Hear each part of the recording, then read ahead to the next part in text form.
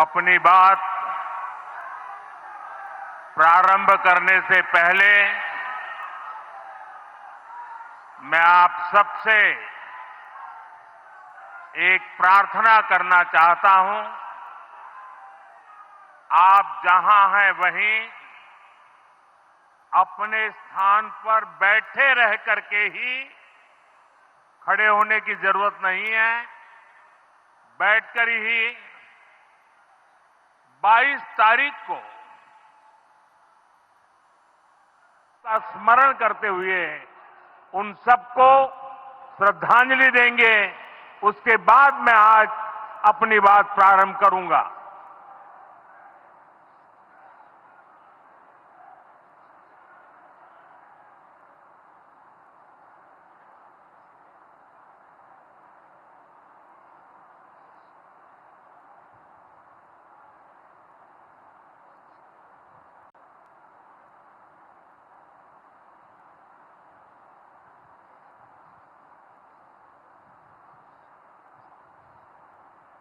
ओम शांति शांति शांति। बिहार के राज्यपाल आरिफ मोहम्मद खान जी,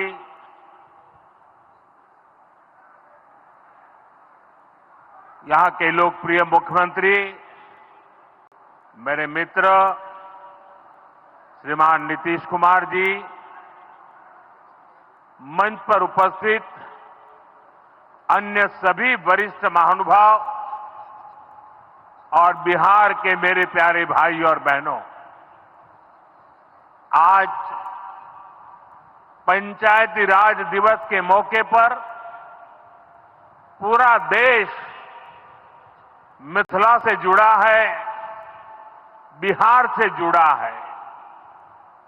आज यहां देश के, बिहार के विकास से जुड़े हजारों करोड़ रुपए के प्रोजेक्ट का शिलान्यास और लोकार्पण हुआ है।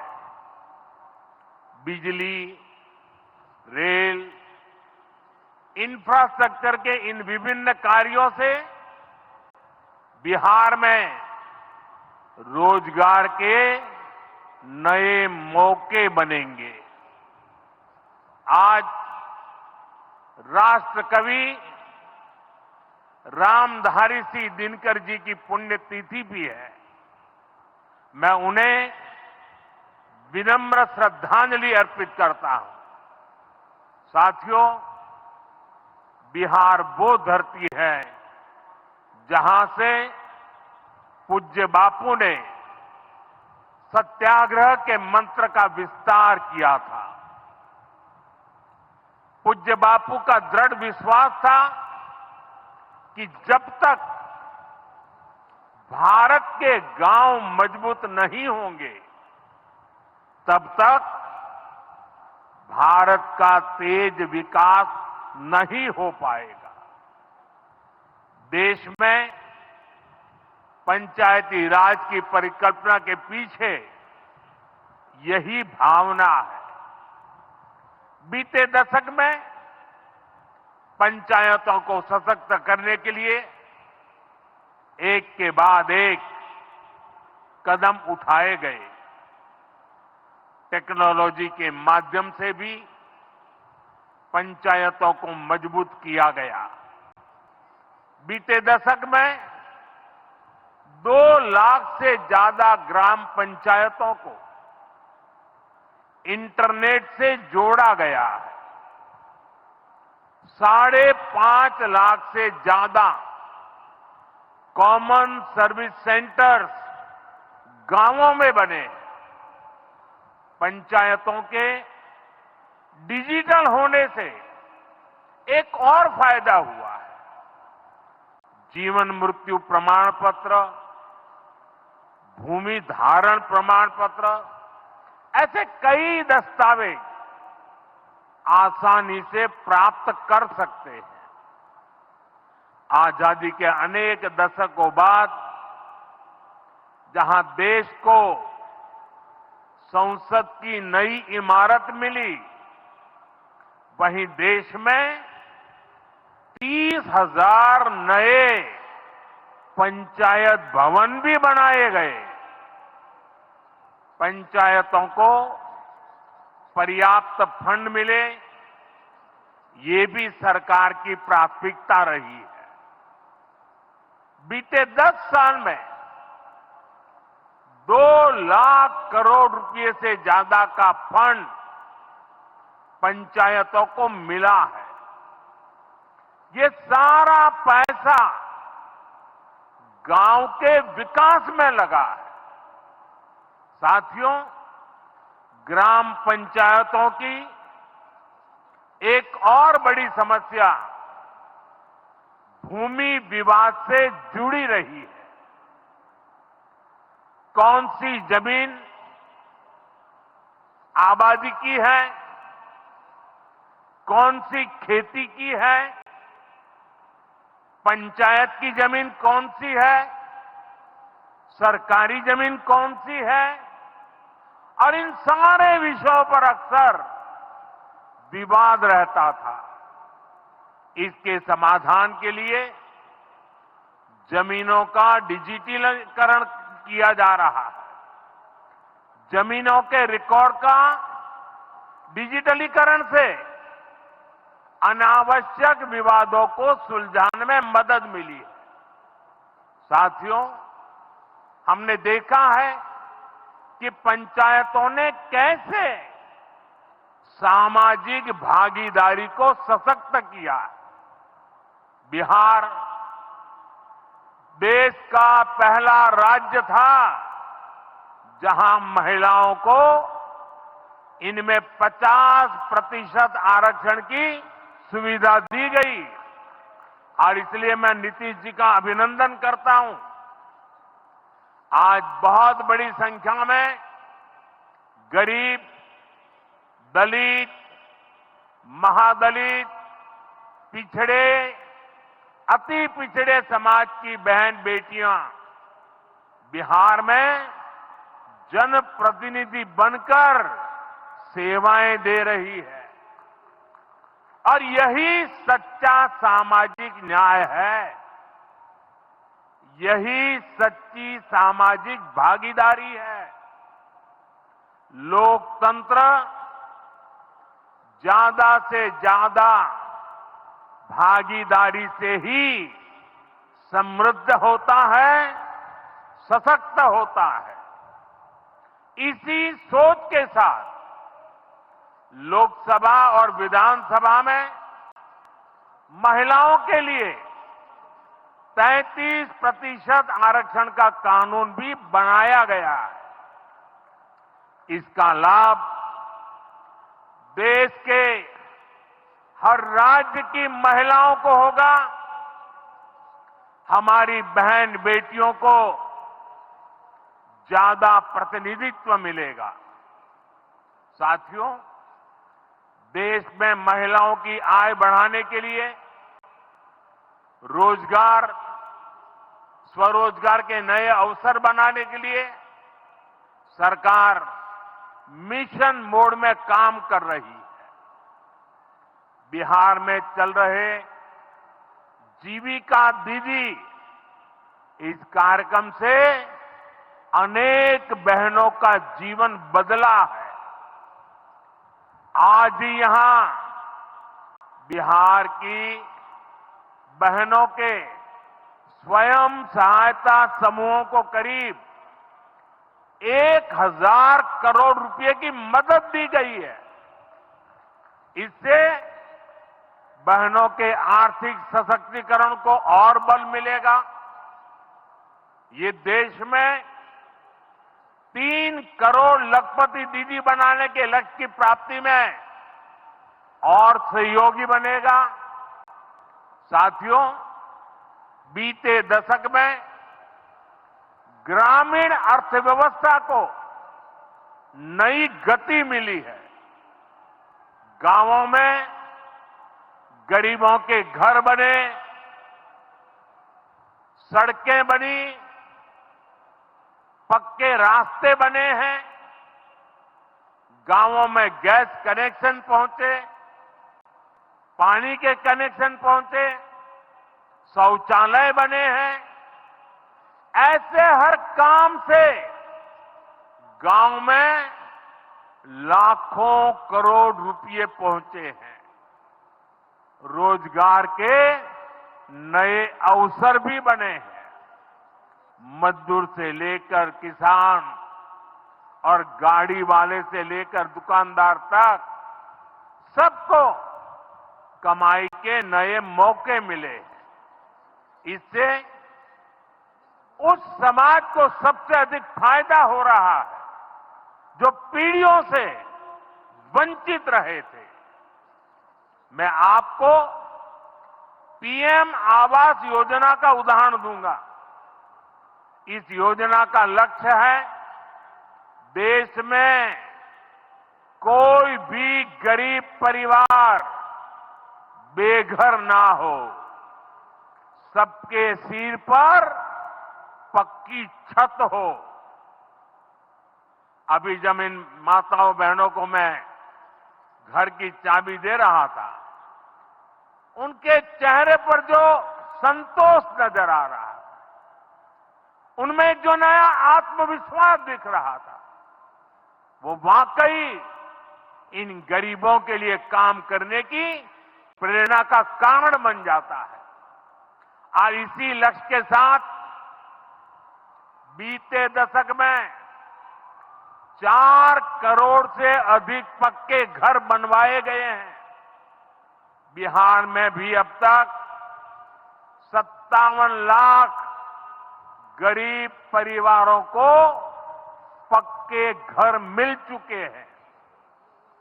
ये घर गरीब, दलित, पिछड़े, अति पिछड़े, पसमानदा परिवार, ऐसे समाज के वंचित परिवारों को मिले हैं।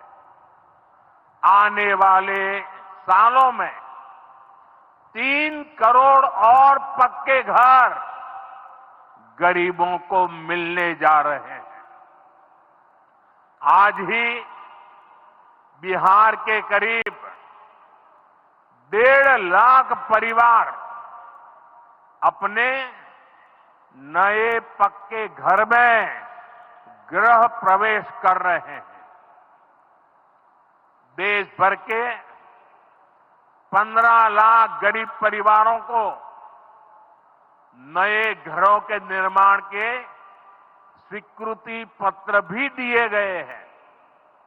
इसमें भी 3.5 लाख लाभार्थी ये हमारे बिहार के ही हैं। आज ही करीब 10 लाख गरीब परिवारों को उनके पक्के घर के लिए आर्थिक मदद भेजी गई है। इसमें बिहार के 80,000 ग्रामीण परिवार और 1 लाख शहरी परिवार शामिल है। साथियों, बीता दशक भारत के इंफ्रास्ट्रक्चर का दशक रहा है। ये आधुनिक इंफ्रास्ट्रक्चर विकसित भारत की बुनियाद को मजबूत कर रहा है। देश के 12 करोड़ से अधिक ग्रामीण परिवारों के घरों में पहली बार नल से जल पहुंचा है। 2.5 करोड़ से अधिक घरों में बिजली का कनेक्शन पहुंचा है। जिन्होंने कभी सोचा नहीं था कि गैस के चूल्हे पर खाना बनाएंगे, उनको गैस सिलेंडर मिले हैं। अभी हाल में आपने खबर पढ़ी होगी, लद्दाख और सियाचिन में जहां सामान्य सुविधाएं तक पहुंचानी मुश्किल होती हैं, वहां अब 4G और 5G मोबाइल कनेक्शन पहुंच गया है। ये दिखाता है कि आज देश की प्राथमिकता क्या है। हमारे सामने आरोग्य जैसे क्षेत्र का भी उदाहरण है। कभी एम्स की तरह अस्पताल दिल्ली जैसे बड़े शहरों में ही होते थे, आज यहां दरभंगा में ही एम्स बन रहा है। बीते 10 सालों में देश में मेडिकल कॉलेज की संख्या करीब करीब दोगुनी हो चुकी है। यहां झंझारपुर में भी नया मेडिकल कॉलेज बन रहा है। साथियों, गांवों में भी अच्छे अस्पताल बने, इसके लिए देश भर में 1.5 लाख से ज्यादा आयुष्मान आरोग्य मंदिर बनाए गए हैं।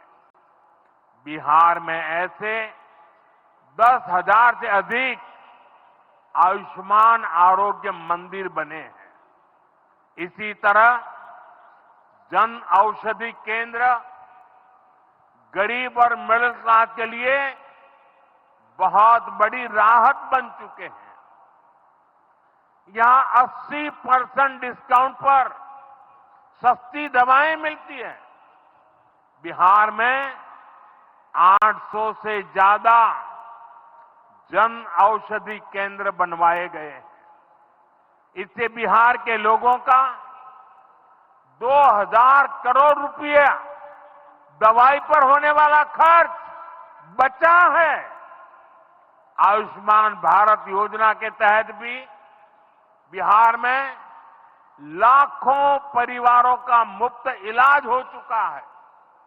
इससे इन परिवारों को हजारों करोड़ रुपयों की बचत हुई है। साथियों, आज भारत रेल, रोड, एयरपोर्ट जैसे इंफ्रास्ट्रक्चर से भी बहुत तेज गति से जुड़ रहा है। पटना में मेट्रो का काम चल रहा है। देश के 2 दर्जन से अधिक शहर मेट्रो सुविधा से जुड़े हैं। आज पटना से जयनगर के बीच नमो भारत रैपिड रेल की शुरुआत भी हुई है। इससे पटना से जयनगर के बीच का सफर बहुत कम समय में पूरा हो जाएगा।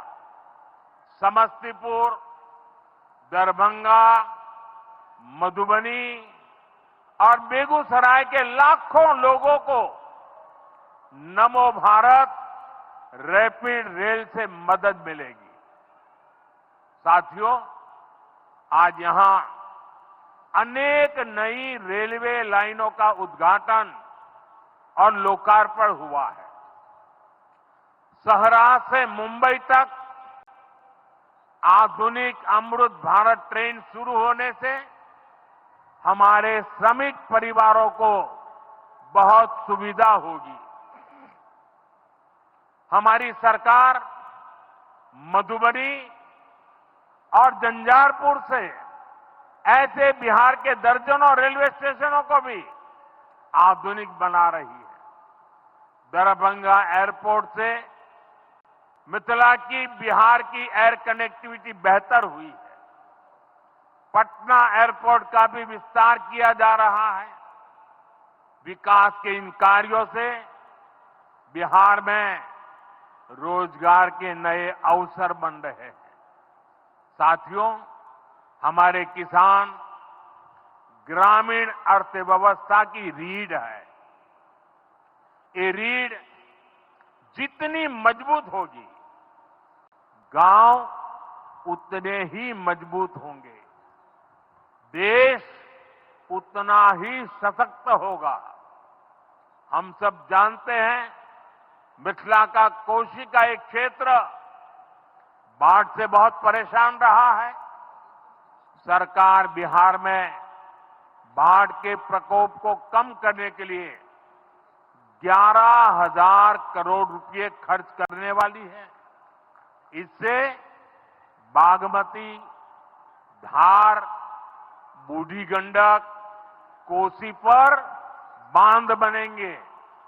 इससे नहरों का निर्माण होगा, नदी के पानी से सिंचाई की व्यवस्था होगी और हर किसान के खेत तक पानी पहुंचाने का इंतजाम भी होगा। यानी अब बाढ़ की परेशानी भी कम होगी, खेतों तक पर्याप्त पानी भी पहुंचेगा।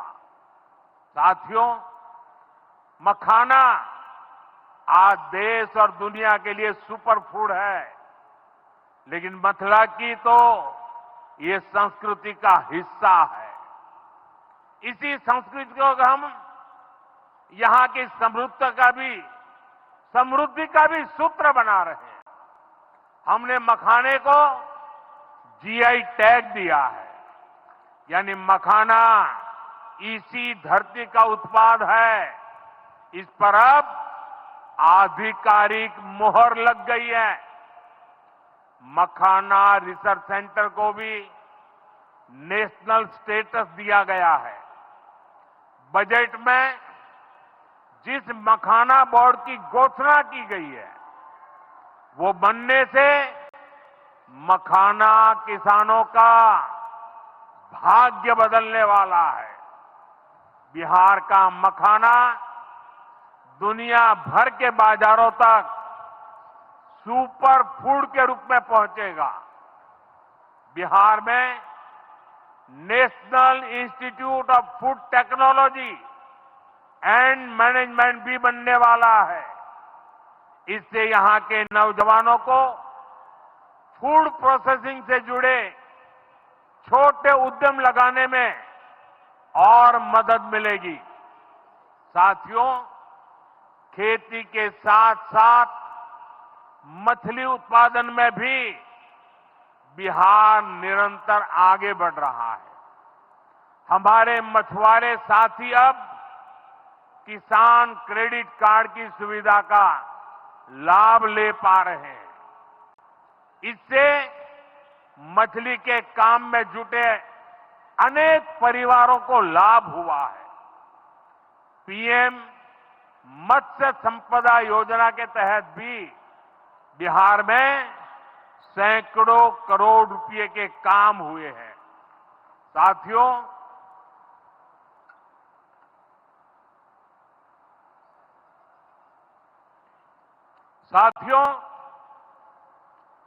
22 अप्रैल को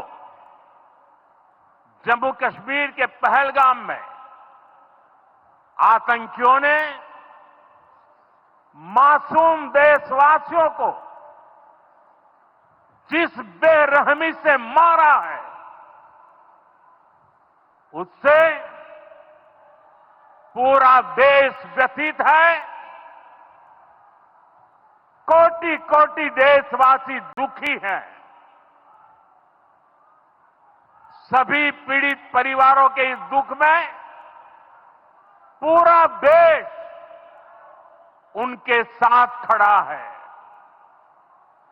जिन परिवारजनों का अभी इलाज चल रहा है, वे जल्द स्वस्थ हो, इसके लिए भी सरकार हर प्रयास कर रही है। साथियों, इस आतंकी हमले में किसी ने अपना बेटा खोया, किसी ने अपना भाई खोया, किसी ने अपना जीवन साथी खोया है। उनमें से कोई बांग्ला बोलता था, कोई कन्नड़ा बोलता था, कोई मराठी था, कोई ओडिया था, कोई गुजराती था, कोई यहां बिहार का लाल था। आज उन सभी की मृत्यु पर करगिल से कन्याकुमारी तक हमारा दुख एक जैसा है, हमारा आक्रोश एक जैसा है। ये हमला सिर्फ निहत्थे पर्यटकों पर नहीं हुआ है। देश के दुश्मनों ने भारत की आत्मा पर हमला करने का दुस्साहस किया है। मैं बहुत स्पष्ट शब्दों में कहना चाहता हूं, जिन्होंने ये हमला किया है, उन आतंकियों को और इस हमले की साजिश रचने वालों को उनकी कल्पना से भी बड़ी सजा मिलेगी। सजा मिलकर के रहेगी।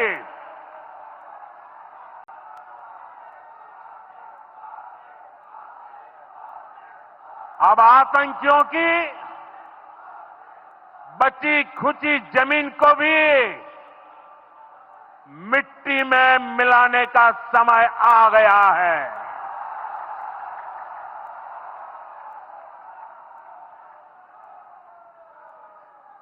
एक सौ चालीस करोड़ भारतीयों की इच्छा शक्ति अब आतंकी आकाओं की कमर तोड़ कर रहेगी।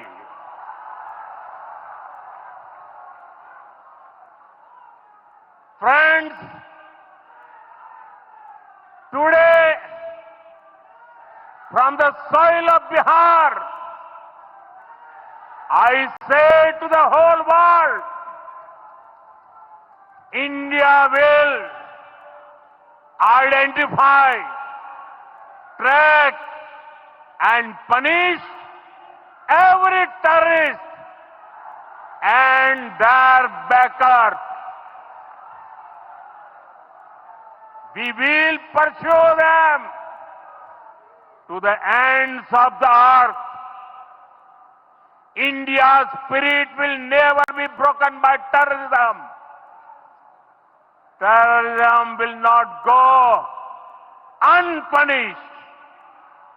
Every effort will be made to ensure that justice is done.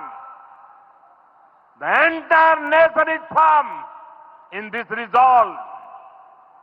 Everyone who believes in humanity is with us.